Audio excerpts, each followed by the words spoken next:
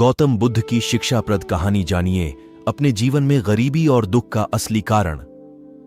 नमस्कार दोस्तों, वीओ ज्ञान स्टोरी यूट्यूब चैनल में आपका फिर से स्वागत है।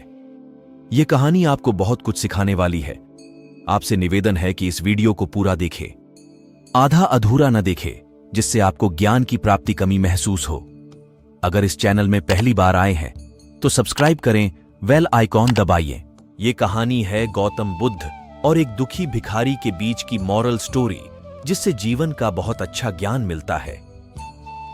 एक बार महात्मा बुद्ध एक गांव में अपने शिष्यों सहित घने पेड़ की छांव के नीचे बैठे थे।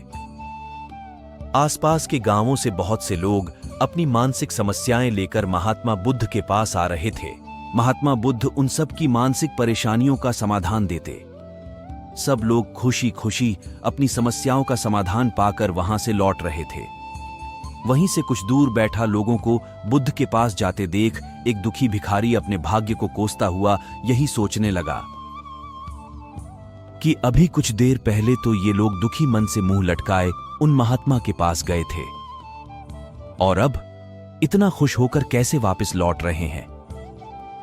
आखिर माजरा क्या है, जरा मैं भी जाकर देखूं कि वो महात्मा ऐसा कौन सा खजाना बांट रहा है इन लोगों को। वे इतने प्रसन्न हुए कि उनके चेहरे लाल हो गए। जब वो दुख भिखारी कुछ नजदीक गया तो उसने देखा कि ये महात्मा तो लोगों को प्रवचन देकर लोगों के दुख का निवारण कर रहे हैं। ये देखकर भिखारी के मन में भी तीव्र इच्छा हुई कि क्यों ना मैं भी इन महात्मा को अपना दुख बताऊं।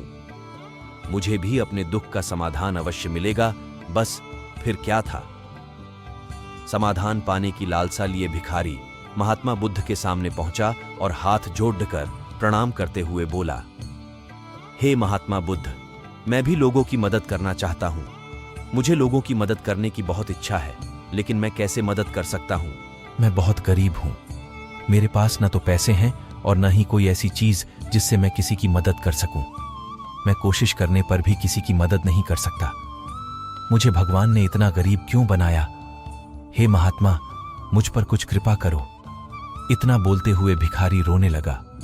महात्मा बुद्ध बोले, आप बहुत अज्ञानी हैं, क्योंकि आप अभी तक इस भ्रम में जी रहे हो कि तुम्हारे पास कुछ नहीं, जबकि दूसरों को कुछ देने के लिए तुम्हारे पास बहुत कुछ है। तुम बिना धन और वस्तु के भी दूसरों की मदद कर सकते हो। तुम्हारे पास जुबान है, जिससे तुम मीठे शब्द बोलकर किसी के दुखी चेहरे पर मुस्कान ला सकते हो।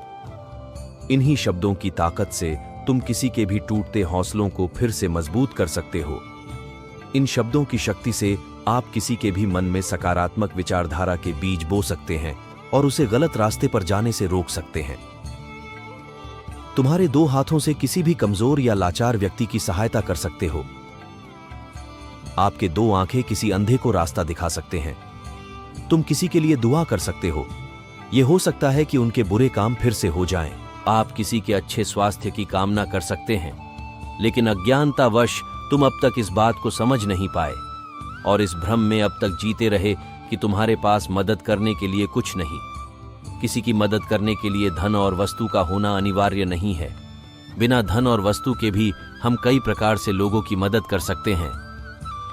महात्मा बुद्ध के ज्ञान से भरे ये सुंदर शब्द सुनकर भिखारी के चेहरे पर मुस्कान आ गई और वह खुशी से झूमता हुआ वहां से चला गया। दोस्तों, महात्मा बुद्ध की इन बातों से बहुत कुछ सीखा गया। आजकल बहुत से लोग यह सोचकर दुखी होते हैं कि मेरे पास ये नहीं है, बल्कि जो आपके पास है उसी में संतुष्ट रहना सीखें और बिना मतलब के लोगों की मदद करें। इन्हीं से आपको परम सुख की प्राप्ति होगी। तो दोस्तों, ये बुद्ध मॉरल स्टोरी आपको कैसी लगी जरूर बताना।